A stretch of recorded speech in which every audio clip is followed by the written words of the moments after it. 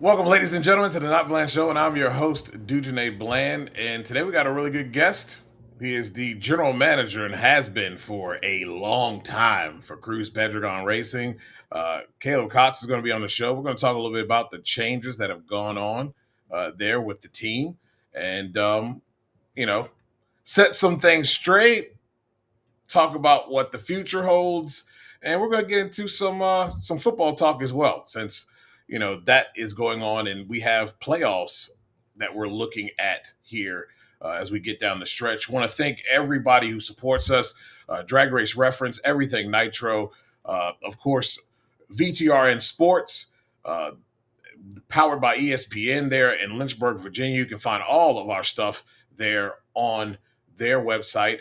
And make sure you guys are liking and sharing the show with your friends. This is always a fun time over here. So let's get them and welcome those on the outside, the lurkers, and those who you may be able to get to come in new to the family here. It's going to be a fun night here on the Not Bland Show. We're going to go ahead, and we know the Drag Race Bracket Bonanza season is over, but you guys can still get signed up, get locked into the league if you've been kind of thinking about it and wondering, and you didn't want to get in the middle of the season, and you felt like you kind of wanted to start fresh. Well, let's get your profiles up. Let's get yourself into our league, and let's get set up for 2026. It's going to be a fun year in 2026. But if you don't know how to do that, this is how you can do it. And after the break, Caleb Cox.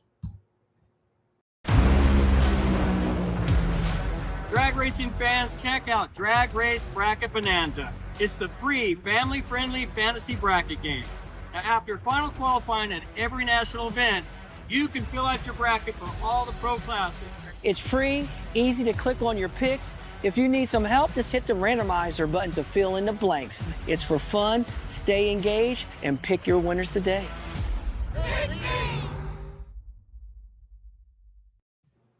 And we'll run the ticker as well. Make sure you're liking the show also. Caleb, what's going on, buddy? How you doing? What's up, man? Especially we get to talk every week, but now we get to talk a little drag race and not just football. Yeah, man.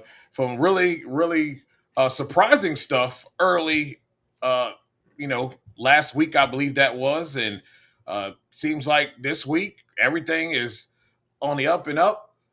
Some changes there with Cruz Pedregon Racing. Tell everybody a little bit about it and how everything came about. Yeah, obviously, Jason Bunker got another opportunity with another team and let us know. And, there's obviously no hard feelings there. It's just like anything else. I kind of think of the drag racing off season like, either NFL free agency or college football NIL. Like, I'm never going to hate on anybody for, trying to make their family's life better. Like, I mean, that's part of kind of why we're out here. So Jason went on to another team. And then we made the decision, or Cruz made this decision. We brought on Chris Kohlberg and Rip Reynolds, who have been with the team in the past. Rip was, for a lot of people who don't know, because I have seen a bunch of those comments of, well, I don't know who these guys are. Well, if you're within the drag racing circles, everybody kind of knows who Rip and Warrior are. Yes. Warrior is one of the guys when I first started that kind of like took me under his wing in drag racing. There's no one who I feel that could plumb a car forward and back with his eyes closed that I would be absolutely safe getting in. I mean, Chris has been around, Warrior has been around. I mean, he worked on the Skull Blue car. He was on the Bernstein Monster Funny car. He's on Courtney Force's Funny car. When I started, he was with Cruz as the car chief. He won multiple races. And when I started, won even more. I think we won 7 races or so together. Rip Reynolds, obviously well known from the DSR days. John Collins, assistant crew chief on the Tommy Johnson Make-A-Wish car. Rip is probably one of the most organized, and like when you want somebody who has that organizational skills, keep everything in line, but also that leadership for the team. I mean, there's no better person to look at it as Rip Reynolds, brother-in-law with Lee Beard. He brings a lot to the table. So to have Rip and Warrior come back to the team after many years, and even with Rip after a few years, it feels good. It feels like home. Everybody's, we're excited for this year. It's a different excitement that I felt in a long time. Like if we could go race, next weekend, I think we would be ready to go. Yeah, I mean, you guys haven't had much turnover as far as the actual team goes outside of just some crew chief changes. Yeah, we had a couple of changes that we made in-house and then got some guys coming back into us. So very blessed and very fortunate. I know this kind of season, it feels like this season more than I think this will be my 13th season, but it's always crazy. It's free agent frenzy. It's everybody trying to go somewhere else, whether, wanting to see what's out there or just trying to find a new spot and new blood coming in. So, I know it's crazy in the drag racing world. And a lot of things are going to get announced this weekend in PRI. I'm kind of glad that we're on the outside of everything and got everything all done. Yeah, and I've been around and known this team for a while, ladies and gentlemen. And, like I said before, and I said it on Monday, I tweeted out as well. I think that the Cruz Pedregon slander is absolutely insane and ridiculous to me. I think it's extremely disrespectful to a guy who's been out here for decades. Look at the Snap-on tools makers and fixers, been with this team for a long time. He's been out here and has won. He's a champion. He knows what he's doing. And if you know, you know. And a lot of people love working for Cruz Pedregon. So if you think you know so much, then in the words of Warren Sapp, but just a little bit different, if you so tough, then come out here and put a fire suit on. Run your own team. Because a lot of y'all are just talking, your butt cheeks are flapping, and we ain't listening because it's just a whole load of SHI. I get, people will text me comments and stuff like that. And I've gotten to the point, I'm back in my 20s. Yeah, it's easy to, fire shots back on social media, but being in my mid 30s now, like I don't need to do that because I've been with this guy for, 13 years. Exactly. There are people within this organization who have been here for almost 20 years. And Cruz is an upstanding boss. I mean, he provides us everything that we need to go race and go win with. They're like, whatever you need, he's there for. And what I don't get is like, people fire a shot, but it's like kind of like what you just said, Dujane. Like, a lot of people don't understand this business and right. What it is. Like, can you name, I don't know how many bosses you've had in your life. Like how many bosses are not like intense, because the whole idea is to progress or to win in our sport or to make full runs, et cetera, et cetera. So is he hard to work with? No. Is he competitive?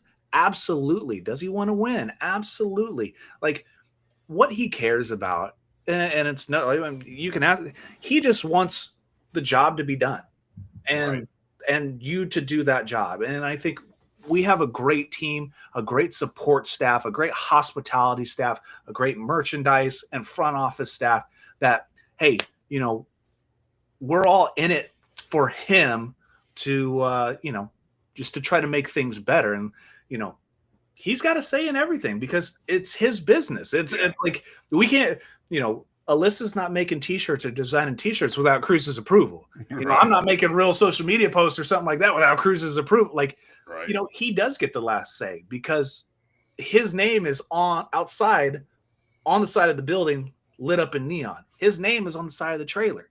His name,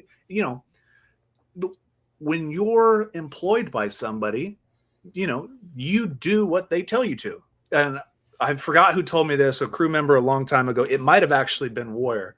But if he told me to put a rod and piston in upside down, that's what he wants. That's what we got to do. So it's right. Like, just all the slander, like you say, like, I don't even read the comments anymore. Like, the same people that complain are the same people that are at the ropes asking for autographs. So to each their own. Agreed. And, I just think at the end of the day, he's been out here for a very long time and understands how things work. Must have lost him. He'll get back. There he is. I don't know why that happened, but, I don't know why that happened either. This is what happens when you have lives and technology is Yes. what happens. But to have your name out there, you want to represent yourself, you want to represent your sponsors well, and he takes care of his guys, and so it's so much reflection of Cruz is in your guys' sponsor and Snap On Tools. I think back to the COVID time where the guys were taken care of. I mean, that was a tough time. Absolutely. Guys were taken care of. Snap On stood by you guys and by the team. Just a phenomenal, a group that you want to represent and back. And it really all together is really the reason why he's still out here, because he knows what the hell he's doing. And for sure. And to piggyback on what you said, I mean, Snap-on's a great company, big supporters. I mean, been a primary with Cruz for this will be 15 years now, and been an associate since 1992, with only a couple years in between where Cruz was starting off with his own team and didn't really have a ride. But I mean, the interaction that we have, not every day, not just every race, but every day, with whether it be a franchisee or a manager or anybody else, and the connections and these relationships that we build at each race and each venue. And we have friends, and some of us will even consider family, from Epping, New Hampshire to the Chris Bartholomew's to all the way in Gainesville to the Hans Monahans, and all the way out to the West Coast. And, guys who are not just part of Snap-on, but this is like one giant big family that goes across the country. So it's been a great relationship. Cruz, he does so much for Snap-on on Thursdays, going out meeting with ride-alongs, and don't know about this Caleb guy. Yeah, you're right, Lee. Like this guy can't be a little shit. Here's the funny thing: if I've been off the road for 3 years now, but nobody used to have any idea who I was. And Dujane, you can attest to this. Yeah. If I wasn't wearing a hat, no one knew who I was. It was a flat bill hat with the ears tucked in. Now it's like I barely wear a hat anymore unless it's cold outside. So, but yeah, to wrap up on that, great sponsor, great partnership, so much that we're involved with, and I can't say enough great things about them and the people that we work with at Snap-on. Yeah, great job by the team of kind of getting this whole thing together. You guys are probably well ahead of a lot of people who are still trying to figure things out. Announcements will be made obviously this week from other people, but you guys are going to be able to hit the ground running. You pretty much assembled, could go out and race with your team tomorrow, and a lot of people are still trying to figure that out. So it's going to really be a huge help here this offseason as you go into 2026, and I think it's going to be a huge part of you guys being able to hit the ground running come Gainesville. Absolutely. And the more time you get with a team, you get a team to gel together, the more bonding time or time in the shop, putting stuff together, getting everybody's nuances. So when we hit the track, whether it's, practice of, tearing something together or tearing something apart inside the shop, or, just like I said, that bonding time, just to get everybody, because some people are new, some people are from different teams. And especially with kind of how this offseason has been, with, all these kind of, things changing, new people coming in, teams going around. I mean, it's one of the, I think, wildest off seasons we've had in a long, long time. But I think, like I said at the beginning of the show, I think we're at a great spot this off season. I'm excited to watch these guys start to build that camaraderie and really, really come together. And then I literally can't wait for Gainesville Test and try to, start putting things together. Yeah, I'm not saying that we're going to go out there and run, 382 out the box. Everything in this sport, as you know, and we've talked about this plenty of times, takes time and takes runs and takes gelling together and massaging things. You don't just have this, perfect setup out of nowhere that works. You get something that works and you just kind of massage it and it works for you, and you try to tweak it, little this and little that. So I'm excited to see Rip and Warrior work together. Both of them, Warrior spent, he's been part-time for a couple of different teams for a little bit, but coming back full time, wanted to work for Cruz again, which is awesome. I love Warrior. He's a big Arizona State college football fan. We like to talk college sports all the time. I can't wait to see Warrior, Rip, and Cruz work together collectively, and then kind of see what we can do in 26. Yeah, I'm looking forward to that too. And, another thing I wanted to touch on is the constant growth with this team. I go back to Jason and how he came in and where he ended up. A lot of things learned. His maturation process happened very nicely, and this team really did come together and was gelling very well. And it says a lot about Cruz and the time, the effort that he puts in to his guys. And when people want to come and talk to those guys, it really says a lot about your program. I wrote about that in the article, that it says a lot about your program when you have people that are inquiring about your guys, because that means that those guys are polished and they see that these guys are some of the top guys in the business. And so it's all part of it. It's kind of like in the NFL, you put together a staff, and sometimes you got coaches or offensive coordinators or defensive coordinators or position coaches that are doing very well, and other teams see that. And when it's time for them to kind of make some changes, guess what? They're knocking on your door asking you about your guy, or whether he can be a head coach or whatever he can do for them. So it says a lot about what you guys do over there at Cruz Pedregon Racing when it comes down to the growth of each and every individual that works with that team. Yeah, and it's no different, like a little bit less of the NFL, but more of college football, especially nowadays landscape of college football, the NIL deals where there's not, I can't speak to all teams, but for most of the time, like nobody's really contracted. It's, you have a job and this and that. So, the NIL deal of, let's say take Cam Ward. No one expected somebody from Incarnate Word to go to Washington State, to go to Miami, but that's kind of how, all right, you playing well here. All right. Somebody gives you an opportunity. You're playing well here. Somebody gives you an opportunity.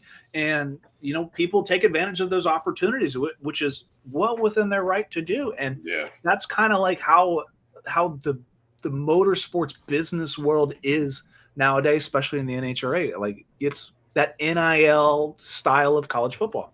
Yeah.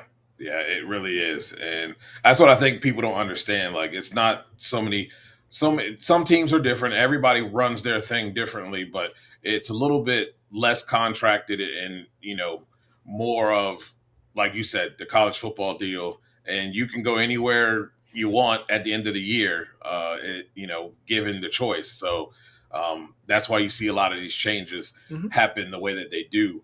A lot of people, with all the changes and assumptions of different crew chiefs going in different directions, I think people lose the fact that, yes, you had success here at this entity, but some of these teams run things that are proprietary that are not given to other teams. So when you are going to another team, the way that they do things or run things, and I understand AJ is a little different. He takes his combination with him, but not everybody has that ability to do so. So there's going to be a little bit of, I'm not saying that these guys aren't great, but you have to realize that there's going to be a little bit of a learning curve for some of these crew chiefs that are making some changes with teams and moving around. Yeah, you would think so. You never know. I think most crew chiefs, it's like any offensive play caller or any defensive play caller, like they have their playbook of what they like to do, and they'll go to the GM or the owner and be like, hey, I want to try to get these parts and pieces or these players in place because this is what I'm used to. This is how I run my specific combination or team out of it. So, some guys might go in and, change some things, whether it be in the combination, whether it be in the parts of the build or whatever, depending on who you're using or what you're using or whatever, for the crew chief to be as comfortable as possible to put in their tune-up and feel that, all right, the head coach, GM, owner gave me everything that I needed. Now it's kind of on me to call the right plays because I got what I need. So, Right. I use football so much because obviously Me too. I'm ingrained with it, but that's the easiest way I can make a comparison to kind of like real life things that some people outside motorsports can't put together. So yeah, it's no different than trying to get those parts and pieces to run your specific playbook. So you're not kind of like, if you're a pro style offense, you're not out there running West Coast offensive parts. Right. So, or if you're a 3-4 defense, you're not running a 5-2 or something like that. So, they're going to do as much as they can to get what they feel comfortable and close enough with to run what they're used to running. Yeah. Blake, everything I meant to answer your question earlier, but great. It's been great. Looking forward to the Christmas break, though. He asked, Caleb, what are you most excited about for next year? I don't think I'm excited for just one thing. I'm excited for just about this little lull, I call it a lull, this off season of chaoticness, because you got to think we got done racing a couple weeks ago. Yeah. And now we go back racing here in 60, almost 70 something days. So right. The excitement is just going back out there and racing and just getting out there to compete again, because it's like an off season for like a football player. So it's like you're training, you're building for the race team, you're sending your parts out, you're building up your inventory, you're getting everything, you may be making a change or two, want to try something else. The excitement is just, being able to load everything up, go out to the track and run it and see what you got. And then once you see what you got, you're like, all right, then it's that addiction of, all right, we'll make a little change here. I like this. We're going to keep doing it this way. All right, this had to happen. And then just kind of moving from there. So it's more, and Cruz says it all the time, the whole game is more mental than it is physical, whether it's driving, and I probably tune in and everything else also. But really just, I'm excited for the whole process. Yeah. I'm looking forward to it. I really kind of sink myself into a lot of things that are going on as well. I'm really looking forward to the process for a lot of these teams. At Dogs Fan, first of all, I want to say go Dogs. And we gave them Bama boys a back alley beatdown. So I'm excited about that. They really don't have any business being in the playoffs, but that's a conversation for another time. You can go watch that on Monday for Monday's thing. But he asked, how's everyone feeling about IHRA going to reopen Atlanta Dragway? Guys, girls, in the comments, you can also kind of comment on this one as well. I'm interested of because I know James and Jason and Chris and all those guys live down there. I'm interested because I don't know, and Dujane, maybe you know better than I do, of what is quote unquote left of Atlanta Dragway. Like, I know the tower is gone, the track is there. What are the pits like? What is everything else like? Does it need improvements, et cetera, et cetera? Because I remember Atlanta was one of my favorite tracks to go to. Me too. But every year behind the tower, that housing addition kept getting closer. It's just like Denver. Yeah. Closer and closer and closer. So, it never happened. Nothing ever happened. So I looked it up and I did a whole Google Earth thing, and nothing has changed. They added some hotels, but nothing has infringed on the track itself. The pits could use a resurfacing. I'd probably repave everything. Pit road coming in, from the top end needs to be repaved, but the track itself looks pretty good. I mean, you probably would, from the starting line out, you'd probably maybe resurface it, but so you don't have much to do. They only run an 8th mile. Yeah, exactly. So you ain't got to worry about too much. And it's just a matter of building a tower, and I get a couple shipping containers out there for a tower for the time being. NHRA,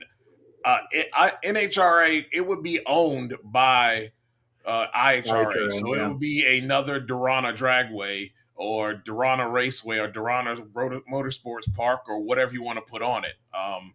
And there's a there's a strategic reason of why he's doing it that way as well. But yeah, NHRA would never run there because it would be owned by IHRA.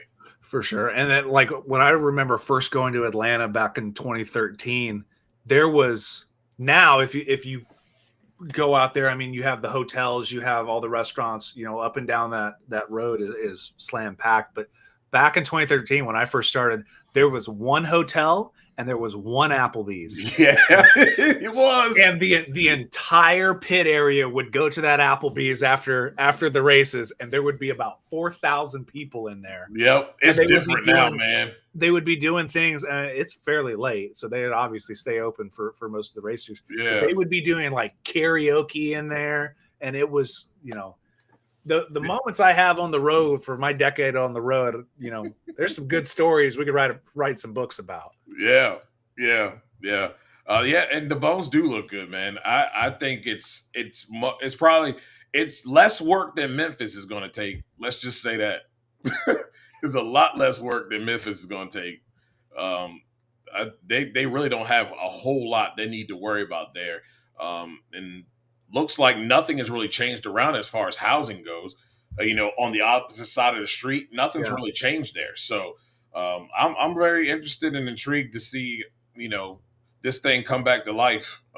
It's great for Georgia. Now they have 2 races here in Georgia. So I'm looking forward to all of that. South Georgia Motorsports Park, obviously coming back there. I mean, I don't know very many people that can say they've run a nitro car down there. I remember it's 2017, 2018 of pre-Gainesville going to South Georgia Motorsports Park with Cruz and being the first nitro car ever on that track, them having no idea what to happen at the top end. So, the water box was like full of rocks and stuff like that. So the first burnout, we all got pegged with rocks and whatever. And then the second run, Cruz sent me to the top end in his fire suit and a fire extinguisher to help with the top end crew if anything were to happen. I was kind of looking around like, I'm not sure what you want me to do if anything happens, bro. I'll try my best. I remember taking the hospitality golf cart and just driving down to the top end with a fire extinguisher sitting next to me, sitting in a fire suit going, man, I hope we just like smoke tires or something like that. But the biggest thing I remember is when we brought the car out of the trailer, it was 34 degrees. When we went to the line to start the car, it was 39 degrees. Dang. It was the coldest I've ever been. Wow. That's crazy. I think that's why they stopped the bikes and everybody stopped testing here, because of the fact that it seemed to be cold more oftentimes than not around that time you guys were testing. Yeah. You're either right in that window of heat, or it is like, it's no different than running in Indy. Right now it's like 30. Exactly. Or right now it's like -2 outside. Man, that's sick. That is sick. Drag Race Mayhem says, what are your thoughts on IHRA from teams in the NHRA? Thoughts on the IHRA from teams in the NHRA? It's drag racing is drag racing. Like, I don't want to use the word competition. I don't want to compare it like WWE to AEW, stuff like that. Right. I mean, people love drag racing. So if you can go out and get more drag racing somewhere else, and other teams have another venue that, we race one week, race the other week, and you see all these professional drivers who have super comp cars and other street stock cars and all of this, like, the more the merrier. Like, more professional organizations. I came in, I think IHRA was done before then. I think there was another, like the World Drag Racing Association or something like that, or something way back then. But the more the merrier. I'm not gonna lie, I watch it on the YouTube pages. I'll follow it, watching Dell and the Junes and everybody else, because I like watching nitro cars run. I mean, that's awesome. It's what I do. But I mean, the more the merrier for drag racing. Yeah, I don't like this whole thing. Again, I heard it today, making it a competition. I haven't really heard of any IHRA people saying anything, other than they have racers that have come out and said things that are true, I mean, they're not saying anything that is not true as far as the treatment goes with certain classes, but I don't see this as a competition at all. I just think this is an extra place for people to race, and there's not too many places where you can get up and say, "Hey, I want to go run my nitro car today." No, you can't. And the IHRA is a place where people can not only go there and run their nitro car, but they can race for a championship. And I think of people like Lex June that in others that are like him, this helps them build their program. The money that they're able to get, qualifying money, the winnings, the round money, all helps build and improve their program. And that's what's important. And they're able to get the laps that they need to, because those people are probably still going to go run a couple of NHRA events. And so they'll be even that more polished because they're able to get the laps. And I think that's what the problem is with a lot of smaller teams. It's not so much that they don't know what they're doing. They just don't have enough laps under them and don't have enough data to kind of fight with some of the conditions. I mean, think about this year. From Friday to Sunday, not one day conditions, sometimes not one round conditions were the same. Absolutely. I mean, and not even close. We talking vast difference. 30-degree difference. Yeah. All kinds of rain washes the track away. And that. You're absolutely right. Like the repetitionness of running, tuning, even as a driver, their process, you need as many laps as you can. So it's hard if you're only racing one event a year, you're kind of hoping, nothing falls off, leaks, whatever. So, right. If you can go out there and get more reps, why not? It's no different than, guys going to the CFL or guys going to the XFL, USFL, whatever it's called now, and getting more reps, trying to get picked up into the next league or go to the next league. Like, more the better. Like, if I'm going to train and trying to get better at something, I need as many reps as I can. Yeah. What changes would you make to the NHRA to make it more cost effective? That's a tough question. That's more of an owner question than anything else. I would direct that one directly at Cruz. He'll tell you he's got more answers on that one than me. But to make it cost effective, man, that you could take that so many routes. But I would lean towards Cruz on that, and the crew chiefs. They would have a better understanding than me. My job is, we get the money, keep coming in and make everybody happy, and we just keep running. Yeah. I would even say I don't know if I have the answers to that one. I know how I can make it more efficient, and that you wouldn't have people having to be pushed back and not running and out, up all day and then running late at night and stuff like that. I mean, I have answers for that, but cost effective, it's a tough question. That's a tough one. A tough question. The Cruz raced and was number one qualifier at San Antonio in 2006, and IHRA maybe another one off here or there. I think I didn't know that. I didn't either. Hit up Dave W. I want to see the stats on that. Yeah, I did not know that. I did not know that either. That's a fun trivia question, though. I'd like to know some more information about that, but because I try to obviously be a historian of Cruz's information as much as I can for any possible ways. But yeah, that's interesting. Yeah, and I agree with you. Match racing would be fun. I like what they do in between rounds. The losers go back up and they kind of have a match race type style thing to keep the track hot and keep action going. I knew it was you, Dave W. I didn't know it was Dave, but I mean, Dave, send me more information on that so I can let everybody else know. Yeah, because I knew that was you. But to match racing, what's cool is, I find some old videos of Force and Cruz match racing back in 93 out in New Jersey or New York, or some of, Cruz and Tony going up to Cayuga up in Canada. We only do one match race a year because the schedule is so tight. It is. That you only have 1 or 2 weekends where you can have that opportunity. I think Bill Bader puts on a great show, Night Under Fire in Norwalk, Ohio. If no one's ever been there before, like it's like what John Force says, he's the Barnum and Bailey of drag racing. It is an amazing show to watch as a fan. It's a fun show to go to as a crew member. I think another match race that I've been a part of is we took the California Charger Nostalgia Funny Car, and we did a match race against the Crop Duster, who Ron Capps was driving it at the time at IRP. I don't remember. Well, I think we did it was like a two run match race or something like that. You know, match racing, let's say for some reason, if there was ever like a 10, 11, 12 race schedule, I guarantee there'd be some promoters, racetrack owners that would do some match racing. You get some cars. You see Flying H, you see Chad Green and Hunter and those guys running over there. I mean, match racing, if you can find it in the schedule, I think can be alive and well. Yeah, I do too. But you're right. The NHRA schedule is really tight, and it doesn't leave too much room for any extras. So, especially given traveling, you have to think about your budget, and everything's all fine and good until you blow some stuff up.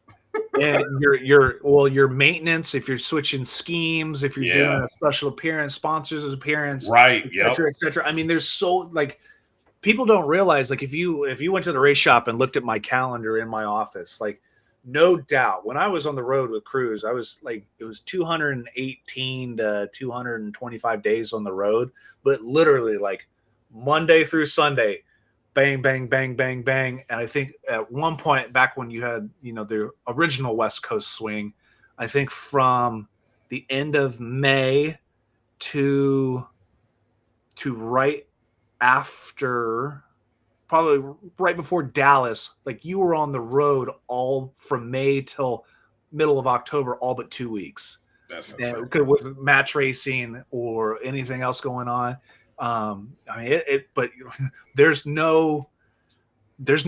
really wiggle room. Like, trailers break down, trucks break down, stuff like that. And the maintenance and the upkeep of that. And it's, it's threading everything by a needle, but making it happen. Yeah. Go over to the stick and ball sports. Talk about threading by a needle is your Indianapolis Colts. That quarterback position is threading by a needle. Threading by a needle so bad that Shane Steichen had to go back and get his former quarterback, Mr. Phillip Rivers, to come out here. And I guess the workout was good. So there is probably with the next week that Phillip Rivers is going to be touching the football field at the age of 45 years old. So I'm assuming that Peyton Manning, Tom Brady, Joe Montana, Drew Brees, Terry Bradshaw, Dan Marino, Boomer Esiason weren't interested. Yeah. I think they called Fran Tarkington, but he's 85 and he couldn't hear his phone. Yeah. So, I mean, you have a guy who is done with the age of everybody out there. Now, Phillip Rivers is the last quarterback to take the Colts to the playoffs in 2020, which was the last time that he played. Heck, Dujane, he's on the ballot for the Hall of Fame this year. So if he's activated, his time resets. Wow. So he's the semifinalist for the Hall of Fame. If he goes active, he's got to wait another 5 years. Wow. I don't think he cares. I don't think he does either. I mean, because he should have been the first ballot, I believe. He's got enough kids to run, an offense and defense. And exactly. I did see that the offense that the Colts run is the same offense that his son runs in high school, which I believe he's a coach for. Another thing is, he's 44. He's older than every coach on staff. Yeah. Jim Bob Cooter, Shane. His center, when Phillip was drafted into the NFL, his center was 1 year old and 10 months. This dude is going to go out there and sling the rock against Seattle, the 49ers on Monday night, Ooh. Houston's defense, where they're going to bring 8-9 every other play, Ooh. and Jacksonville, who just punched us in the mouth no matter what. Yeah, I'm surprised at that because that was a Trevor Lawrence that no one's ever seen before. When Trevor Lawrence plays the Colts, he turns into Tom Brady. Yeah, yeah, because I mean, otherwise he's late on throws. He's like not. He's going through his progressions too slow. He's waiting for guys to get open to throwing guys open.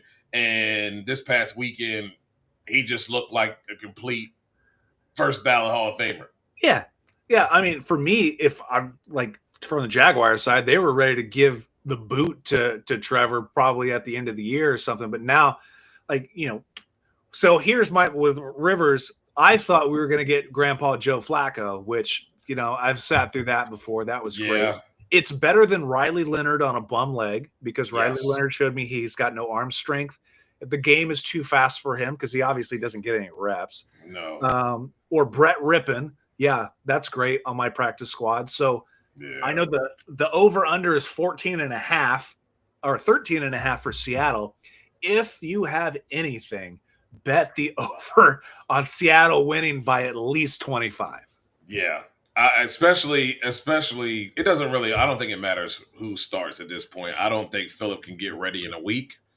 Unless you hand the ball off to Jonathan Taylor 45 times, but then the offensive line has to be able to push. And then nobody's also talking about your right tackles in concussion protocol, Tavarius Ward's in concussion protocol for the third time this season.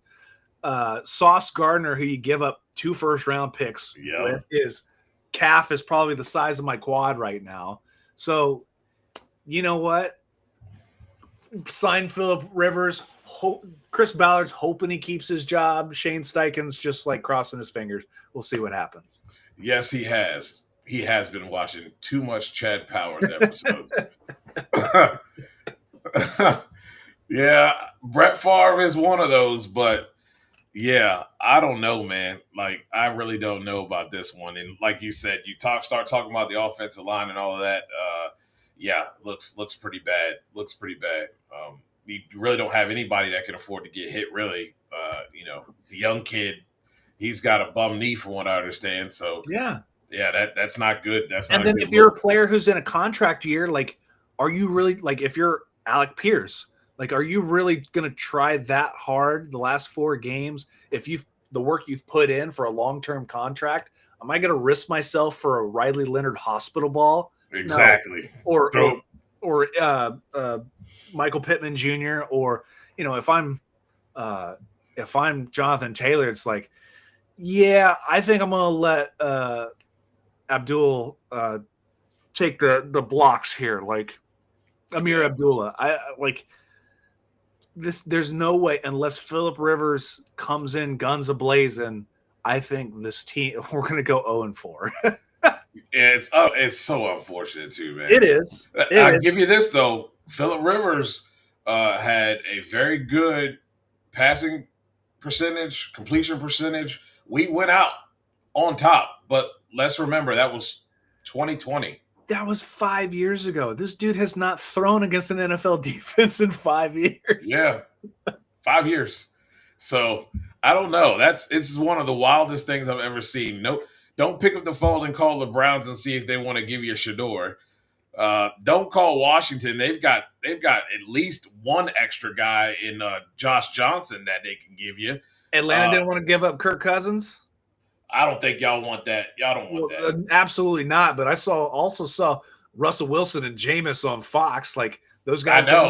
Those guys don't want to get cut and come over here for 4 games. At least I would be getting Jameis, not Russell. Yeah, at least I'm guaranteed 30 touchdowns and 30 interceptions. You got that right. At least he gonna try to put it in the end zone. He gonna put it in the end zone now. He might give up a few, but he gonna put it in the end zone. He's gonna get it in. This Eagles football team, I've been saying it all year, that this is not a surprise. And I'm another offensive coordinator is going to be a scapegoat for Nick Sirianni. This is all on him. This is the same team that we saw post or pre Kellen Moore. It's the same team. It's the same team that got Carson Wentz hurt, and fumbled it and fizzled out to when it got time to playoff time. With those missing pieces on defense, it makes it difficult. I've said it over and over again, and I said it in the preview, run right at them. And that's exactly what the Chargers did. I'm really surprised that they were able to have some of the success in certain areas, given the fact that basically, Justin Herbert was out there with one arm, just gutting people. I really like this Chargers team. I think they're a gutsy bunch. Defense plays well. They don't have that real run stopper, but I think they're going to surprise some people in the playoffs. Me and Cruz actually talked about this game. He asked my opinion on it, and I said Chargers. And the reason being is Jalen Hurts has looked awful. The offense is full of divas. So you look at AJ Brown complains about all these I'm not involved in the offense. You throw him the ball, he drops it. You only have one offensive play. And then to go with the Chargers, as you and me have talked about in the past, like the Chargers defensive coordinator, Jesse Minter, was my defensive coordinator in college. And I probably have the Chargers playbook out in my garage right now. And I know how that thing was in college. So they have a great coach there who's more than likely going to get a head coaching job in the NFL next season. Yeah. But the Eagles don't play, especially when they cross country travel, they don't play well. So they're not the Eagles of a year ago or even 2 years ago. Like all they have is the sneak and Saquon and the fake sneak pitch to Saquon. Like, yes, well, you have a little wrinkle now, but I'm not really worried about their deep ball threats. And even with someone like Derwin James and or Khalil Mack, and what the Chargers had, like those guys are up in age, so you don't have that young, hungry killer. Yep, you don't. And I think that's what they need here in the up-and-coming offseason. But yeah, it's not a surprise there. And the Bucs are kind of surprising me a little bit because they are getting pieces back. And it seems to have been a difficult road here for them. Although the road gets a little easier as the Falcons come to town, a team that I'm of the notion that I don't think that Raheem Morris is head coaching material. No, he's not. No. There's been this offense had. First of all, it was a bad decision to not go out and get yourself either another number one or a number two wide receiver. Darnell Mooney is not your number two. And Kyle Pitts has stones for hands, so that's a problem. And they just didn't address that. I'm okay with them addressing the defense, but your defense doesn't matter when you can't keep the offense out there to give them rest, and they're spending most of their time trying to get you back the ball. Yeah. And when you get it back, you go 3 and out. I think I'll be surprised if Raheem keeps his job one more year, and they probably will because of the simple fact that the young man got hurt here and they had to go to Kirk. He might get another year out of this, but I just don't feel like Raheem Morris is a head coach. That's not his deal. I agree with you. I don't think he doesn't survive the offseason. I mean, you scream for parts and pieces from the GM the last 2 years. Mm-hmm. I mean, you wanted an elite pass rusher. You didn't get one. You wanted a quarterback a couple years ago, and you got Desmond Ridder out of nowhere, and then signed Michael Penix once you just got Kirk Cousins off of a $110 million deal. Like, they're looking to stack it in the wrong spot. Right. They are. They really are. And that's funny to me, too, because Todd Bowles has done an excellent job. I don't think this is on them. I think they've hit a little bit of a snag and a bump in the road. And I think it's more of injuries than anything else. It's not coaching. Right. I think the injuries have gotten to them. It's the same thing Washington fans are talking about firing Dan Quinn.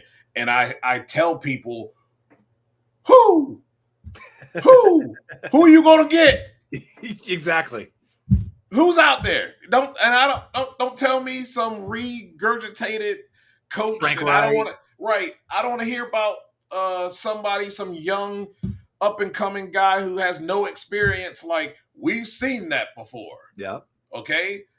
Keep the guys you got, because at the end of the day, things happen. Look at this season as a whole. Look at the amount of injuries that has mounted with every team. And I mean, it's not like little stuff. It's big stuff that have happened to players amongst the league, with all these teams. So it's just one of these things, man. And their schedule has been kind of tough. The couple teams they've had to play, and they've got a Carolina Panthers team that's found a little bit of energy and a little bit of attitude, and they've come out and started to play well. Football. We all thought they were bad at football. They're pretty good.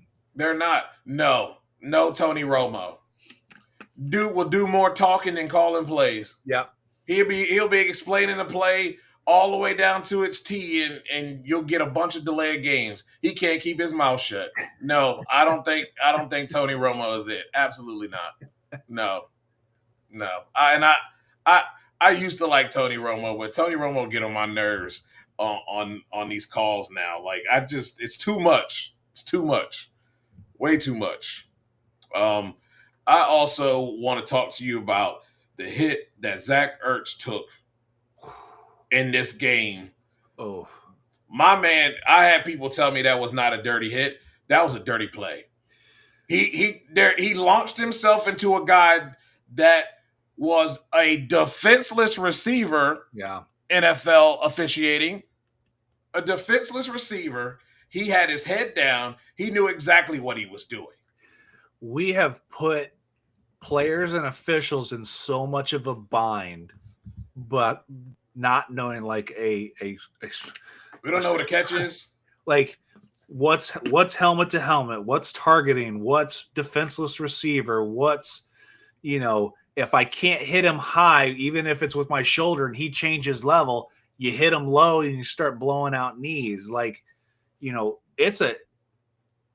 almost have to, like, like I said, you put the defenseless, or you put the defensive player in a tough spot, because if Zach Ertz is coming forward, and let's say I take this last play out of it, and I go to engage with him and he starts dropping, yes, I don't drop with him, then I get the penalty. Like, I can't make that call at the same time. That's why I'm glad when I got done playing football, that's when the rules really started to change, because everybody knows what a real helmet to helmet is. It's like targeting in college football. Yeah. Like, some of these are like, all right, let's get over it. But everything is so inconsistent now. You don't know what a catch is. You don't know what, defenseless receiver targeting helmet to helmet is.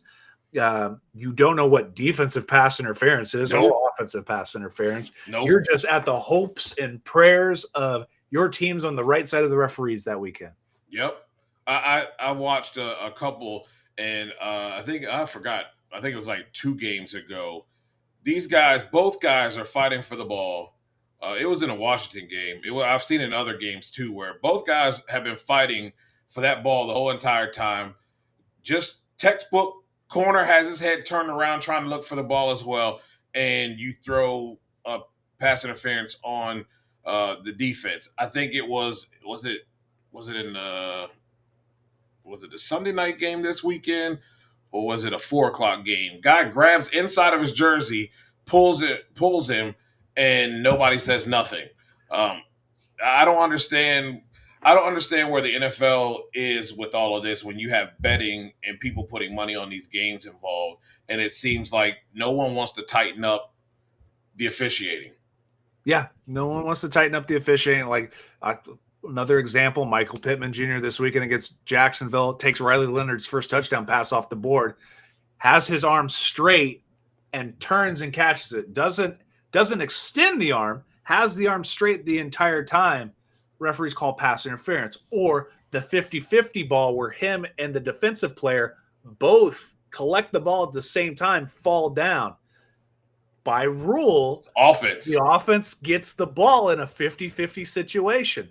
They even reviewed it, and it went to the defense, which makes no sense by the letter of the law. And the Isaiah Likely touchdown that was reversed, which cost Baltimore the game. The game. He had all I have to do is this. As long as I get it over the line, it's a touchdown. Whatever happens after that doesn't even matter. So he had the ball in his hand. 3 steps in the end zone after catching. He has to catch it, go 1, 2, 3. Yeah. But no, he should catch it as soon as he has 1.5. It should be it. Yep. It doesn't matter if you continue possession or not. No, because I can catch the ball on the back pylon and catch it way out of bounds and have 2 feet in, and that's touchdown. Yeah. I'm just tired of like a lot of this stuff costing folks games. Well, actually, it's funny. My wife was like, "So could you go be a referee?" I'm like, "Baby, it's going to take a long time to get to that level. I'm going to go be making $10 a game before I'm making whatever these dudes are making and wasting 30 years." Yeah, those guys are making big money, and they really should be working at Foot Locker. Like, you should not be out there on the field doing any of that, man. You need to be selling shoes because this ain't it for you. Who's winning the Natty? Look, I'm gonna tell you like this. I don't know. Carson Beck is a bum. He ain't gonna do nothing, but in the big moment, he's gonna shrivel up like some cold nuts. It ain't happening, bro. I think Texas Tech is poised to be able to win a national championship. Here's my only problem. If that Georgia defense continues to play the way that it is, can they match that? That's the question. Because that Georgia defense can be anybody. They can be anybody in that bracket right now, the way that they're playing. And I said it in the first game that they lost to Alabama. If they had played 4 quarters of football, Alabama would have taken a loss. So, yet, what are your feelings on that too? I think it could be Texas Tech, but I also think it could be Georgia as well. I would lean more towards Georgia than Texas Tech. I think if Texas Tech gets hot, but they haven't really played any of these super high-profile teams. True. They won a very, very soft Big 12. But just looking at the bracket, I mean, Oregon's going to stomp JMU. I think Alabama goes past Oklahoma. Alabama, the more they get uninjured, they need some health back. I mean, the best wide receivers out. Tulane's going to get I think Tulane could be in a, Ole Miss is in that weird spot right now of, do we play hard or some of these guys checked out? Yeah. Miami's either going to be close or slaughtered. It all depends on how Carson Beck throws the ball. The defense is really good. The defensive line is outstanding. You're going to have 2 first-round picks off that defensive line. I think they can beat A&M. Texas Tech and Oregon is going to be a fairly good game. I would give it to Texas Tech. Alabama and Indiana, I think Indiana's kind of for real, but against an Alabama, Ohio, an SEC team. Like Ohio State isn't Alabama. Yeah. But I think Oklahoma beats them again. Oh, yeah? Oh, they're not that good, man. Like, They are not that good. And I've been saying it all season long. If you go back and look at the big games that they played, that Alabama played, they won games they beat Georgia by 3, and you let Kirk Herbstreit and all these other nincompoops talk. You would think they blew Georgia out. And it's like, no, they won by 3 points. Yeah. They didn't go wow anybody. They didn't go mud hole stomp anybody except for the little most of the cupcake schedule that they've got. I don't know about Ohio State because I say the same thing about Ohio State when you look at Texas Tech. It's like, who have they played, though? And I don't think Ohio State's quarterback is that great. Yeah. I don't think he's that great at all. I mean, if he was so great, they should have mollywopped Indiana. And they couldn't do 100%. It. Yeah. And they couldn't do it. So I don't buy any of that at all. I will say this about the U.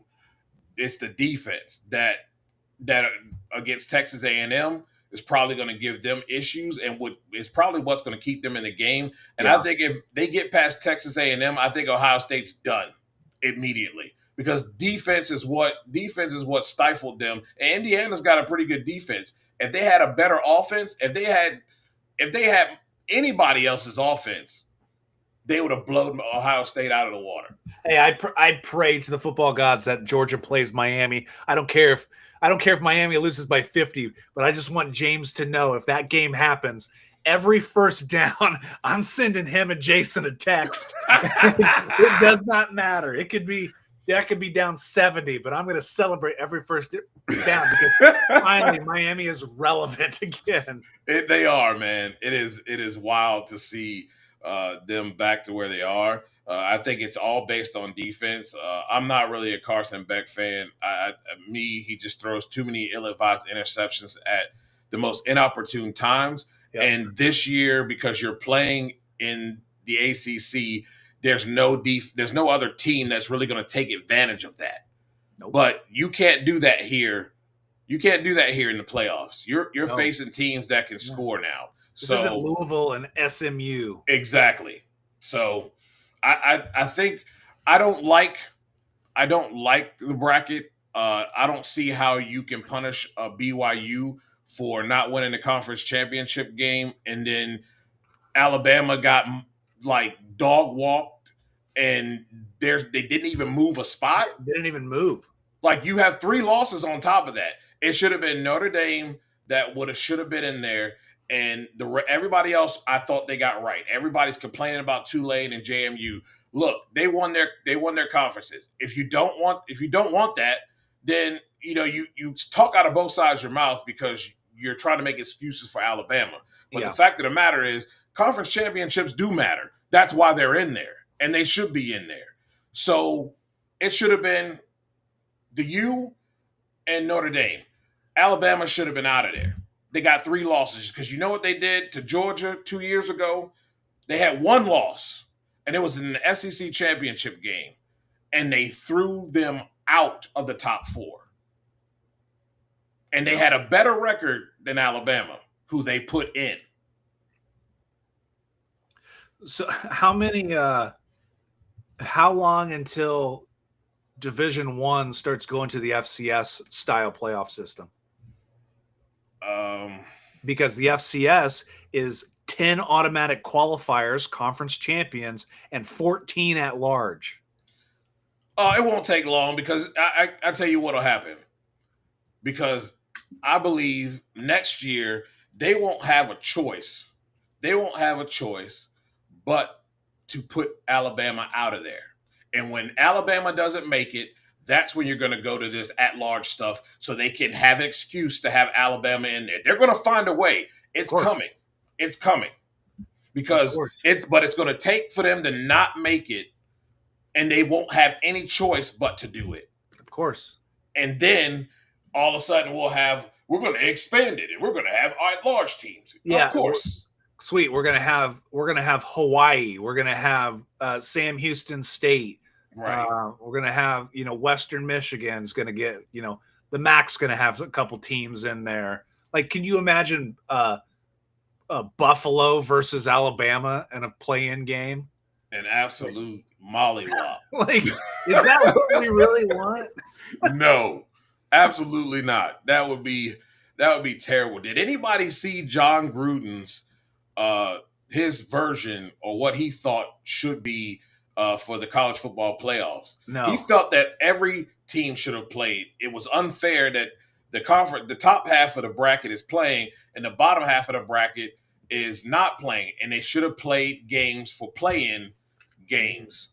And then that would have decided who was in and who was out. And then the Virginia-Duke game, if Virginia won, they would be in. If Virginia lost, then neither one of them, Duke wasn't good enough to be in, but then they wouldn't be in.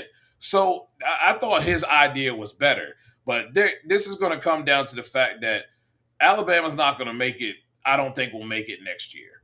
And because Georgia is good, and you're starting to see other teams, Texas Tech, Indiana, Texas A&M, Miami now are going to start pulling from their talent pool. because they're no longer the premier deal anymore, and you don't have Nick Saban in your back pocket to lure talent in. So I think they're going to get a little bit less talented. They will lose, and they will have no choice not to put them in the playoff next year, and then you're going to have an at-large deal the next year. And then if they don't make the playoffs, does Kellen DeBoer still have a job? I wouldn't be surprised if they could get, if Nick Saban said he would come back, they fire him tomorrow. But they would back the Brinks truck up. Yes, sir. But Nick's not coming back. That ship has sailed. He is totally fine where he is at because he don't want to deal with this NIL nonsense. If he wants to do that, he'd go coach in the NFL. So I think he's got one more year. But could you imagine a guy like Gruden going to Alabama?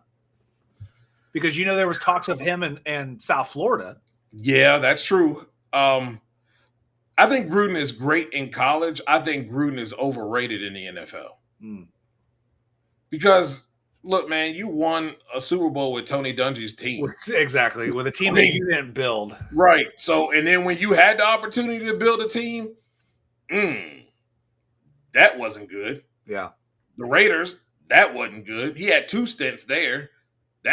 Neither one of those were that great. And I think the first one might have been decent, but he was piggybacking off of what somebody else had built there too. Yeah. Great offensive mind. And I think that would work in college. But his deal don't work in the NFL anymore. No, I think he'd be an elite recruiter. I think he would be a player's coach where guys would want to, play and get around. But now in this day of NIL and, listening to a bunch of players is now the exit meetings are, what did you like? What did you don't? How much do you want next year for your NIL deal? I mean, you talk about Miami, why they're relevant is because they got Cam Ward, then you get Carson Beck, and now they're getting the kid from South Carolina who's supposed to be the Heisman favorite for next year, who didn't play very well at South Carolina. So I mean, it's professional sports with a man. I wish somebody got to pay me when I was playing in college. That'd be super nice, right? I'm telling you, man, you'd be. I missed out by about 15 years. Yeah, big time. Yeah, I agree with you. Drag Race Mayhem. But it is what it is.